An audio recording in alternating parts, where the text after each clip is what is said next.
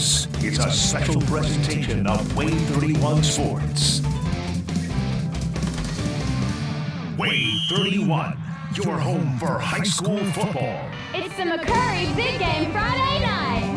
Hello, Alabama, find a comfortable spot. We got high school football and it's coming out high. Now here we are, and the lights are shining bright. Yeah, WAAY 31 is rocking all right. Nolan, Max, Xavier, Antonia. It's the McCurry Band and Cardinal Big Game Friday night. It's the postseason. From the hot July summer sun to now, the crisp fall air. Everything that these teams have worked for came down to tonight. It's week 2 of the AHSAA football playoffs. Hello and welcome into the week 2 playoff edition of Big Game Friday Night. Everyone, I'm Dylan Knight, joined here by Max Cohan. And tonight we have some big time matchups, Max. Yeah, you said it. We got to see some of the state's best teams go head to head, and 2 of the area's best did just that in our Big Game Friday Night playoff game of the week. Yeah, that's exactly right. Mars Hill hit the road to take on Geraldine for our game of the week, and our own Xavier WAAY was on the sidelines for this one. You know, we've reached that point in the season where records no longer matter. For the first time ever, the Geraldine Bulldogs and the Mars Hill Panthers faced off against one another. For Mars Hill, they're looking to win their 3rd state championship since 2018. Geraldine has yet to win a state title. Let's see how tonight's 2nd round playoff matchup played out.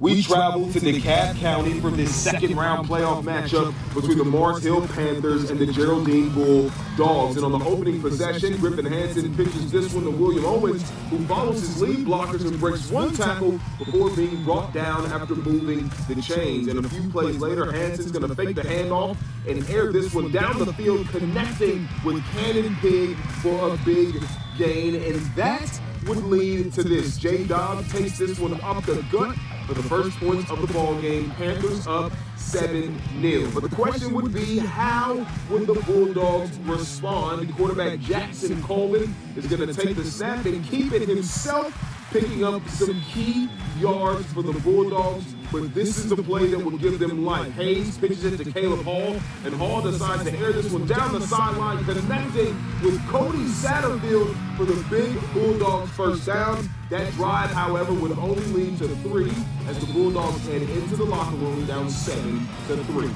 But it was the Bulldogs in the second half who found new life, scoring 2 key touchdowns, defeating the Panthers 17-14 and advancing to the 3rd round of the playoffs. I'm with Geraldine's head football coach, Michael Davis. Coach, listen, in the eyes of many, you all were underdogs, but you all gutted out a tough victory tonight. What did it take? Just took our guys, just playing with a lot of guts, through injury, through all the hard, everyone at the season, at this point in the season was hurt. Our guys showed a lot of guts, and they wanted to continue to play, a lot of fight, and our guys, just relentless guys, relentless effort all night, and just super proud of them. Coach, the atmosphere tonight was absolutely electric. What can you say about it? I love our community. I feel like we have the best community. They come out to the dog pound tonight, and they were a big part of it. I think home field advantage really played a part in our game tonight. Coach, on your way to the 3rd round, how does that feel? We're going to enjoy this one, and us as coaches are going to go and we're going to start tonight. But our guys need to enjoy it and embrace the moment, because they'll be talking about this the rest of their life. It's what it's all about, and I love our guys.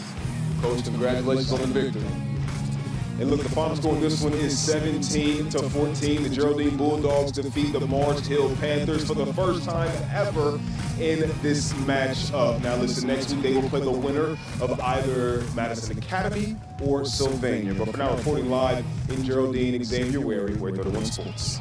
So there you have it, Geraldine advancing to the quarterfinals of the 3A playoffs. Yeah, we had another all-North Alabama showdown, as Xavier just said, taking place in that 3A bracket. Madison Academy hoping to return to the state quarterfinals, taking on a scrappy Sylvania team. And man, did this game turn out to be a shootout. It was Sylvania that got the fireworks going first. Hand off to Aiden Parham, and he stutter steps, finds a hole, and explodes. You're not going to catch him. He takes this one all the way to the house, 7-0 in ball game. But the Mustangs would strike back. Hand off to Ken Cherry, and check out this run. He runs through one tackle, gets some blocks, and he finishes it off by lowering his shoulder. First down, Mustangs, and a few plays later, Carson Crehan to Jackson Reese to tie the game at 7 apiece, just like that. But the Mustangs would get a turnover and put the ball in the hands of Joshua Williams, and he breaks 1, 2, 3, 4. I declare touchdown. Madison Academy back on top, 14-7. Sylvania would respond with another Parham touchdown, but Madison Academy, they have so many weapons. Judson Collins on the receiving end of this one. The Mustangs extend their lead, but it's the Rams that come from behind to win this one in overtime, 48-45. A massive win for Sylvania. Staying in the 3A bracket, Colbert County was at home tonight, taking on Piedmont in the second round. And early on, the Indians' defense came to play. How about a big sack for the D-line there, and good defense with lead and good offense. Handoff to Nortelli and Hampton. He takes the handoff around the right side, and man, you're not going to catch him. He's down the far sideline and in for the score. The Indians out on top early, and it was slippery out there tonight. The guys facing the elements. Piedmont would respond to that first quarter score on the goal line when Aaron Haynes keeps this one for himself. He walks it in for the touchdown. It was back and forth early on. In the end, though, it's Piedmont who takes this one on the road, 42-20. Lauderdale County was the other area team in action tonight in 3A, taking on Gordo, and the Tigers' season comes to an end, unfortunately, 44-14 to the final in that one. So here's a look at the 3A bracket after all those games. The Geraldine Bulldogs will go up against Sylvania, and it's Piedmont set to take on Gordo, all looking to punch their ticket to the semifinals. As is common at this point in the playoffs, we have another meeting of teams that have never met. In this one, it's Deschler looking to keep their perfect season alive against Etowah. We jump in with the Tigers up 22-zip, but not for long. Etowah is on the attack. A handoff to Josh Graham might have you thinking 6, but Deschler forces him out just short. The Blue Devils would score anyway. Trace Thompson to Jamison Sissom in the corner of the end zone, and now things start to get interesting. Deschler's Price Thornton with time, and he's going to give this one a long toss-up, and Trenton Baldwell picks it off.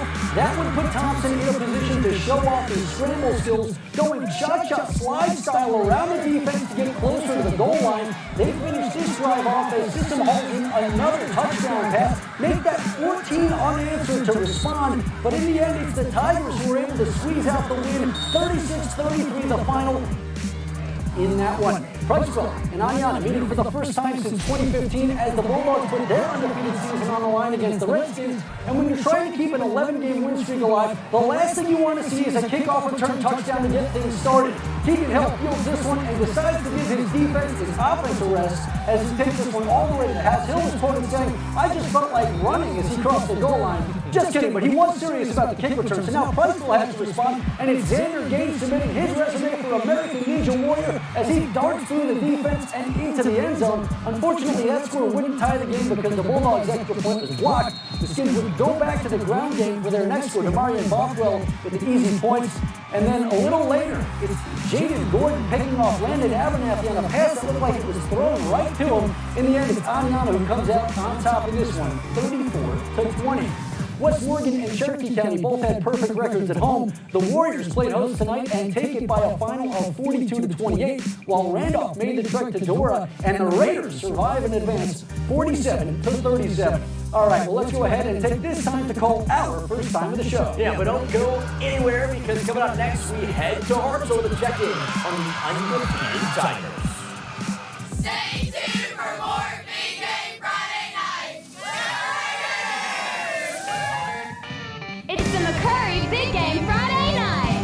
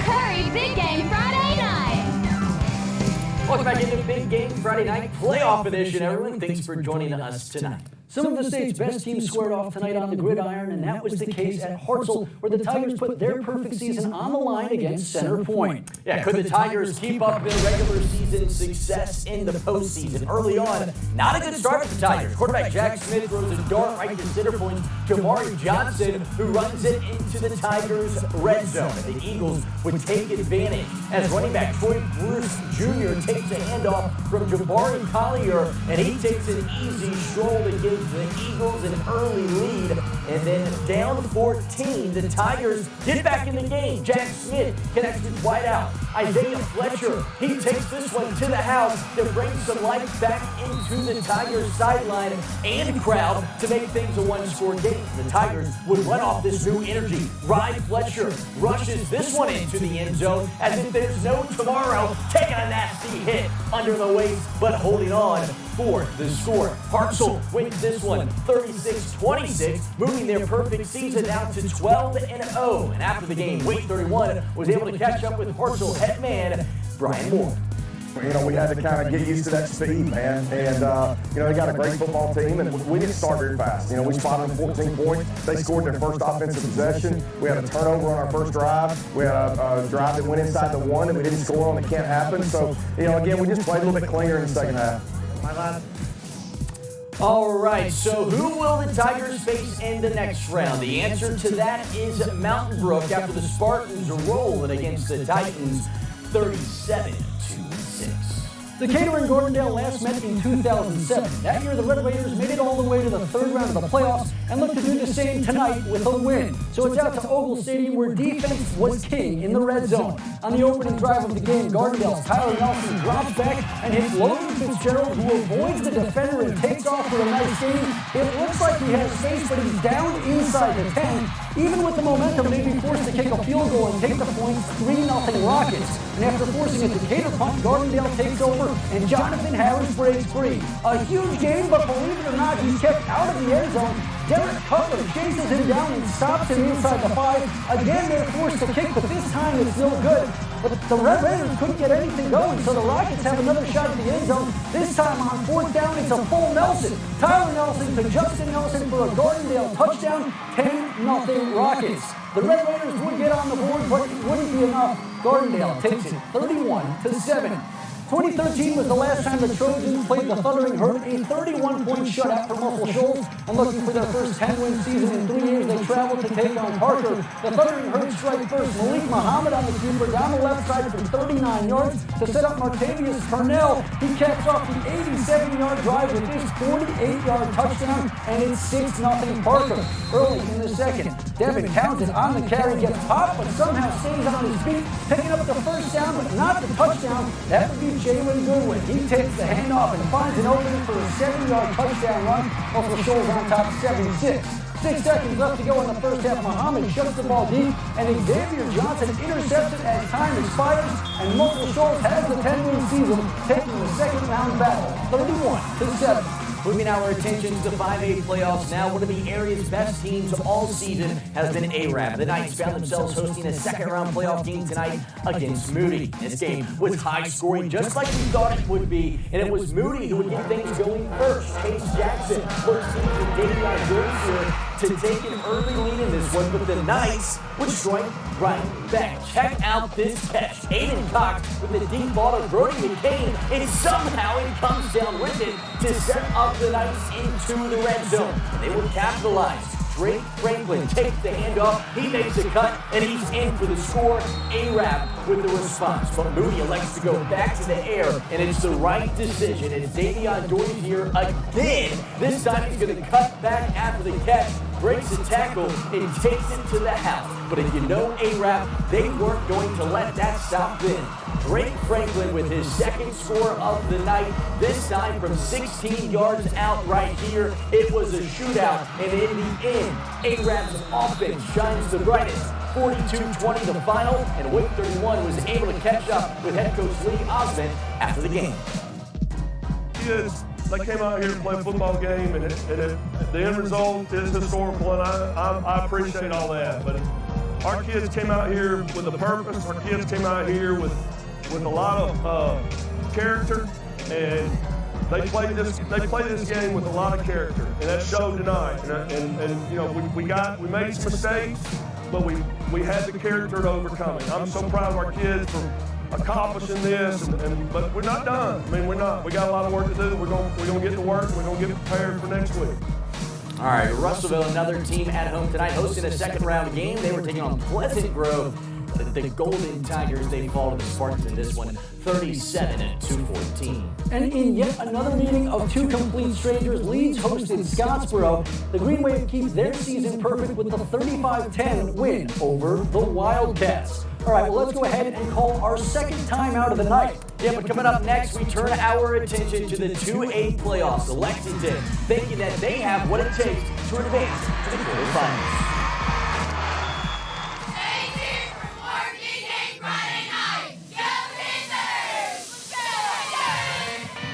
It's the McCurry Big Game Friday night.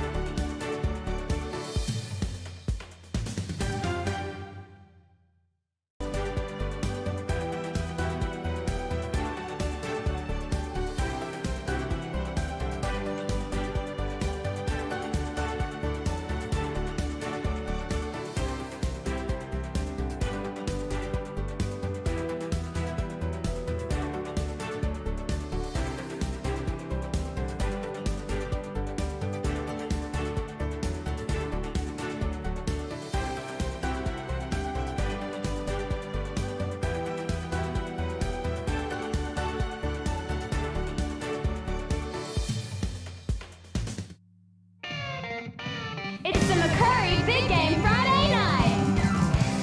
From the Pride Marching Band, you're watching Big Game Friday night on WAAY 31.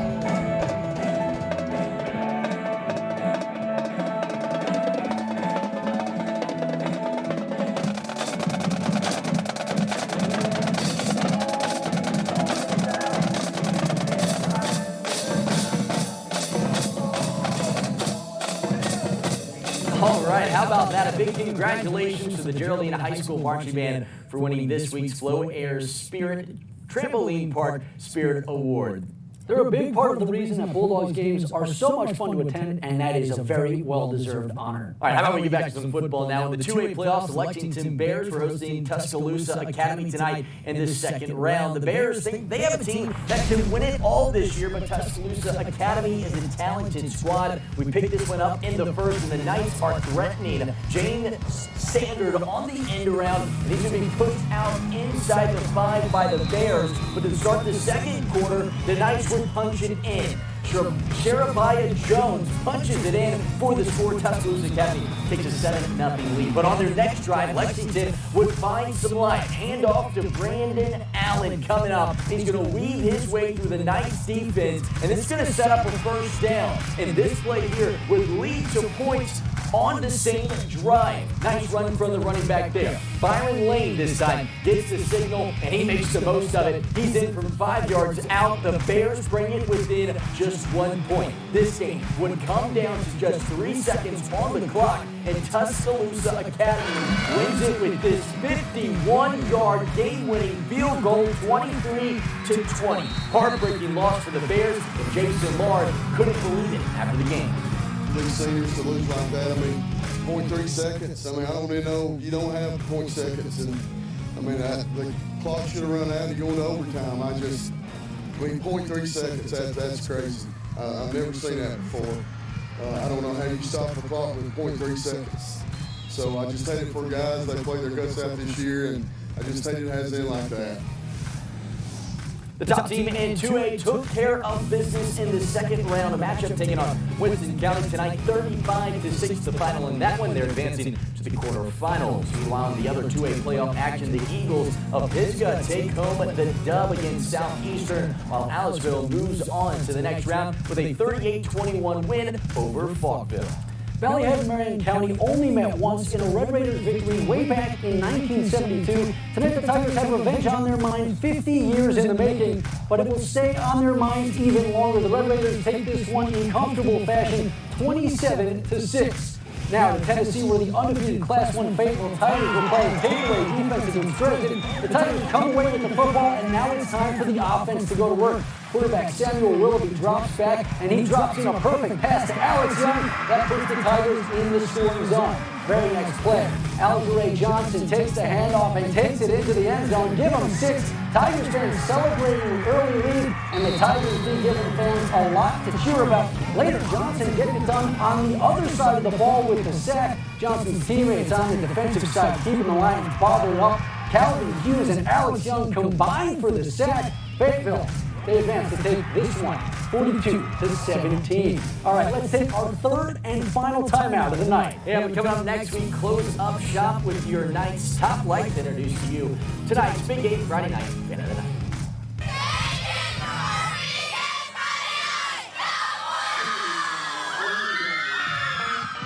It's the McCurry Big Game Friday Night.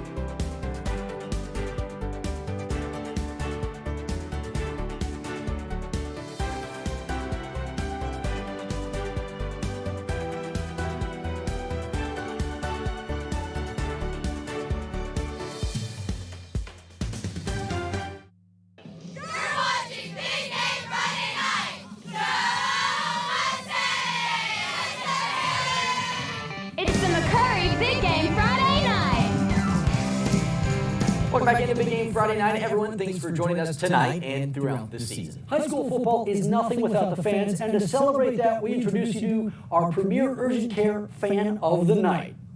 My name is Hayden Mitchell, and I'm the Big Game Friday Night Fan of the Night. Go Rams! Big congratulations to Hayden Mitchell for being named this week's premier urgent care fan of the night. He's a senior at Sylvania and is also a member of the baseball team as well as SGA, a well-deserving fan. All right, well, that'll wrap things up here for Big Game Friday night. A big thank you to all of our producers and shooters for helping make this show possible all season long. And thank you to our radio sponsors for helping make this show run. We truly could not do it without all of them. All right, well, that's going to wrap things up here on the Week 2 edition of the playoff edition of Big Game Friday night. We'll end things the way we did all season with your Big Game Friday night top lights. Good night, everybody.